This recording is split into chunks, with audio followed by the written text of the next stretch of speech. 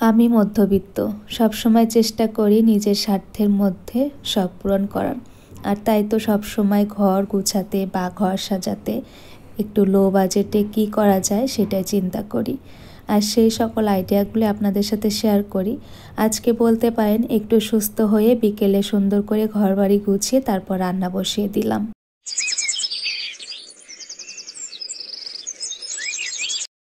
আসসালামু আলাইকুম। আজকের ভিডিওটা একদম সকালে নাস্তা বানানোর থেকে স্টার্ট করে দিলাম। আশা করছি যে যেখান থেকেই বসে যত দূর থেকে আমাকে দেখছেন বা দেখবেন সবাই ভালো আছেন। আল্লাহর রহমতে আমরাও বেশ ভালো আছি। নতুন আরও একটি ডেইলি ব্লগ দেখার জন্য সবাইকে শাস মম চ্যানেলে আরও একবার স্বাগত জানাচ্ছি আমি কেয়া। আশা করছি প্রতিদিনের মতো আজকের ব্লগ ভিডিওটা আপনাদের কাছে ভালো লাগবে।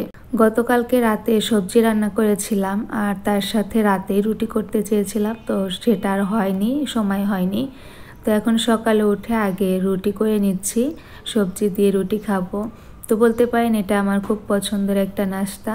রুটি বা পরোটার সাথে সবজি কিংবা মিষ্টি জাতীয় খাবার খেতে অনেক বেশি ভালো লাগে। তো এখন রুটিগুলো মোটামুটি ভেজে নিব, নিয়ে তারপর খেয়ে নিব। এর আগে আমার খেয়াল আসছে কারেকশন সম্পা আইডি থেকে আপু ইন্ডিয়া থেকে বলছিল যে আমি যাতে করে যদি কোনো দিন পারি চালের আটার রুটি বানিয়ে দেখাই। তো এখন আমার ঘরে আসলে চালের গুঁড়ি নেই আপু, যদি কখনো আমি করি গুঁড়ি তো অবশ্যই তোমার জন্য রুটি করে দেখাবো। আমি কিন্তু আগে খুব বেশি একটা রুটিই বানাতে পারতাম না, আর চালের গুঁড়ি রুটি তো বাদ থাক। তো এখন আবার দেখছি যে বানাতে বানাতে না অনেক বেশি ইজি হয়ে গেছে, এখন রুটি বানাতে আর কিছু মনে হয় না। তো এই যে আমি সবগুলো রুটি সেঁকে নিলাম কথা বলতে বলতে। এখন এটা ভেজে নিলেই শেষ। আর সেই সাথে আমি এখানে কাউন্টার টপটা ক্লিন করে নিচ্ছি। দেখা যায় একটা জায়গায় কাজ করলে সাথে সাথে সেটা ক্লিন করে নিলে তাই আর কাজটা জমে থাকে না। গতকালকে আমি ভিডিও দেই নাই, আর গতকালকে ছিল পবিত্র শবে বরাত, তাই ভাবছিলাম যে ভিডিও করব না, আর আজকে ভিডিও শেয়ারও করব না। তো আমি কিন্তু শবে বরাতের দিন কোনো ক্লিপ ভিডিও করে রাখি নাই। তো ইনশাল্লাহ আবার আজকের থেকে আবার রেগুলার ভিডিও দেওয়ার চেষ্টা করব। আশা করছি আপনারা সবসময়ের মতো আমার পাশে থাকবেন। এখন এই যে আমার নাস্তাটা নিয়ে নিচ্ছি, আর কালকের এক পিস মাছ রয়ে গেছে। আর সকালে মেয়েকে নুডলস করে দিছিলাম, ওইখান থেকে একটু রেখে দিছি, দেখি আরিশকে খাওয়াতে পারি কি না। এখন নাস্তাটা আরামে বসে খেয়ে নিব, খেয়ে তারপর ঘরে কাজে লেগে পড়ছি। এখন চলে আসলাম ঘর দর গুছিয়ে নিতে। তো এই যে ওয়ারড্রোবের ওপরটা আজকে কিন্তু খুব বেশি এলোমেলো হয় নাই, তারপরেও দুই একটা জিনিস চলে আসে। বুঝি না, প্রতিদিন চেষ্টা করি বিকেল পর্যন্ত ঘরবাড়ি যেমন তেমনই থাকে, রাত থেকে সকাল পর্যন্ত এই অবস্থা হয়ে যায়, বিশেষ করে মেয়ে যখন স্কুলে যায়। তো এখানে এই যে আমি কিছু মানি প্লান্টের কাটিং করে রেখেছিলাম, এটা কিন্তু খুব সুন্দর গ্রো করেছে। আর মানি প্লান্ট দেখা যায় এরকম কাটিং করে কিন্তু চারা বসানো অনেক সহজ, আর ঘরে জায়গায় জায়গায় দিয়ে দেওয়া যায়। এর উপরে লাকি ব্যাম্বু গাছটা দেখলাম যে পাতার উপর অনেক বেশি ধুলো জমে গেছে, তাই একটু মুছে ক্লিন করে নিলাম। আজকে নাস্তা করার পর দেখা যায় ঘরের কাজগুলো তো প্রতিদিনই করি, তো কিছু অফ ক্যামেরায় করি, কিছু হয়তো বা আপনাদেরকে নিয়ে করি। তো এই পর্যন্ত কাজ করে নেওয়ার পর স্কুলে চলে গেছিলাম, আর তারপর আর ভিডিও করা হয়নি। একদম বিকেলের দিকে আবার ক্যামেরাটা অন করেছি। আজকে সকাল থেকে এই কাজগুলো করে নেওয়ার পর এতটা খারাপ লাগছিল। আর ঠান্ডা দেখা যায় অনেক খারাপ জিনিস, একসময় ভালো লাগে একসময় খারাপ লাগে, এরকম একটা অবস্থা। এখানে আমি এই যে টাওয়ালটা চেঞ্জ করে দিলাম, গতকাল মেয়ের স্কুল থেকে ফেরার সময় একটা টাওয়াল কিনে নিয়ে আসছিলাম, তো ওইটাই দিয়ে দিলাম। আর পুরাতনটা নিয়ে নিচ্ছি, ওইটা আমি কিচেনে দিয়ে দিব। আর এখানে এই যে ঘর সাজানো লো বাজেটে কিছু কেনাকাটা করা হয়েছে। তো প্রথমেই বলেছি আমি যেহেতু মধ্যবিত্ত, আর সবসময় চেষ্টা করি লো বাজেটে নিজের শখগুলো পূরণ করার। মেয়ের স্কুল থেকে ফেরার সময় কালকে এই যে এই ম্যাগনেটগুলো চোখে পড়েছিল, আর মেয়ে তো এগুলো কেনার জন্য পাগল। তো এগুলোর দাম কিন্তু খুব বেশি একটা না, তো এই জন্য নিয়ে আসছি। এটা কিন্তু ফ্রিজে লাগানোর পর অনেক সুন্দর লাগছিল দেখতে। এখন মেয়ের স্কুলের জন্য বেরিয়ে যাব, তো তার আগে মনে পড়লো যে আমি কার্পেট ধুতে দিছিলাম, তো এটা হয়ে গেছে, বেলকনিতে দিয়ে তারপরে যাব। তো এই কারণে ওইটাই নেওয়ার জন্য চলে আসলাম। তো এই পর্যায়ে এসে আপুদেরকে মনে করে দিচ্ছি, যদি আপনারা ভালোবেসে আগ্রহ নিয়ে আমার ভিডিওটি ক্লিক করে থাকেন তাহলে প্লিজ একটা লাইক দিয়ে ভিডিওটি কন্টিনিউ করবেন।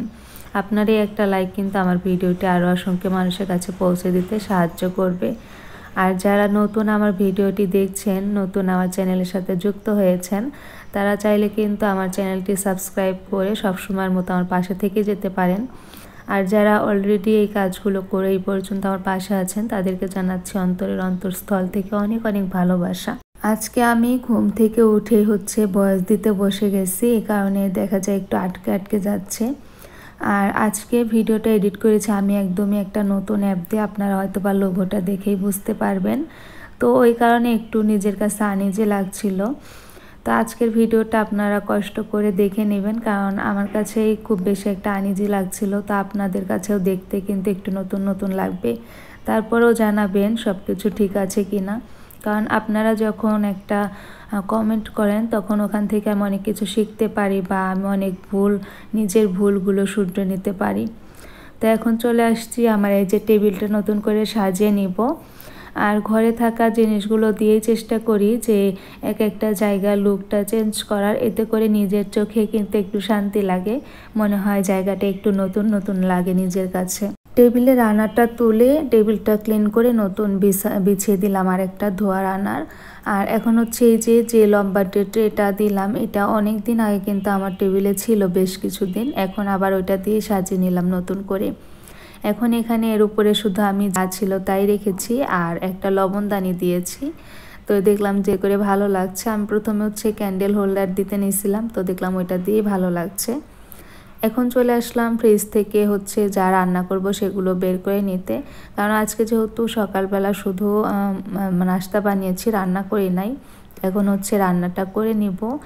আর দেখলাম যে ফ্রিজের মধ্যে সেই কবে আদা কেটে রাখছি, সেই আদাটা রয়ে গেছে, ব্লেন্ড করা হয়নি। তো ভাবলাম যে আজকে আগে আদাটা ব্লেন্ড করে নিয়ে তারপর রান্না বসিয়ে দিব।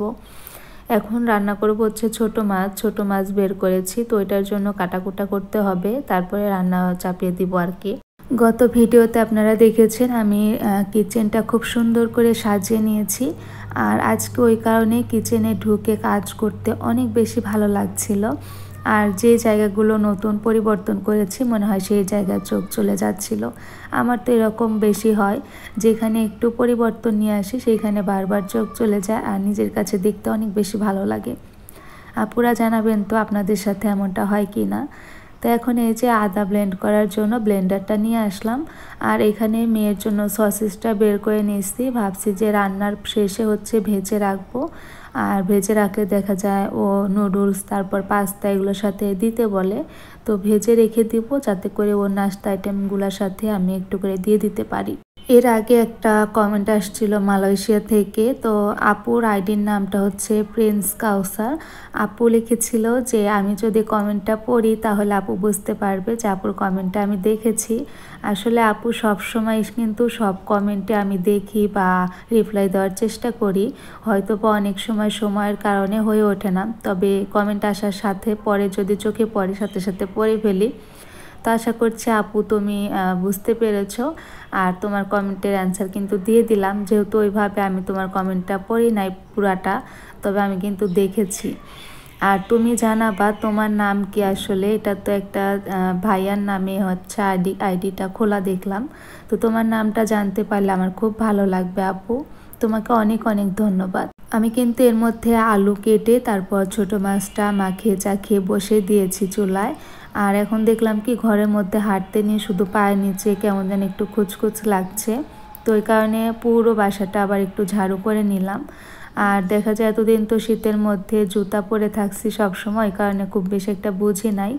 এই যে দেখতেই পাচ্ছেন কতটা ময়লা বের হয়েছে, তো ওই কারণেই হয়তো পায়ের নিচটা খারাপ লাগছিল, তো ওই কারণে ঝাড়ু দিয়ে নিলাম। এই যে এদিকে আমার মাছটা কিন্তু রান্না হয়ে গেছে। এখন মেয়ের জন্য ওই যে সসেসগুলো বের করছি ওগুলো কেটে নিলাম, আর এখন ওগুলো ভেজে তারপর তুলে রেখে দিব। আর সসেসগুলো না ভাজতে অনেক ভালো লাগে, যখন কড়াইতে দেওয়া হয় তেলের মধ্যে হালকা একটু ফুলকো ফুলকো হয় আর দেখতে সুন্দর লাগে। কথা বলতে বলতে ভিডিওর একদম শেষ প্রান্তে চলে আসছি। আজকের ফুল ভিডিওটা আপনাদের কাছে কেমন লেগেছে অবশ্যই ছোট্ট একটা কমেন্ট করে জানাবেন, এতে করে অনেক বেশি ভালো লাগবে। আজকে বিদায় নিচ্ছি, সবাই ভালো থাকবেন, আমাদের জন্য দোয়া করবেন। আসসালামু আলাইকুম সবাইকে, আল্লাহ হাফিজ।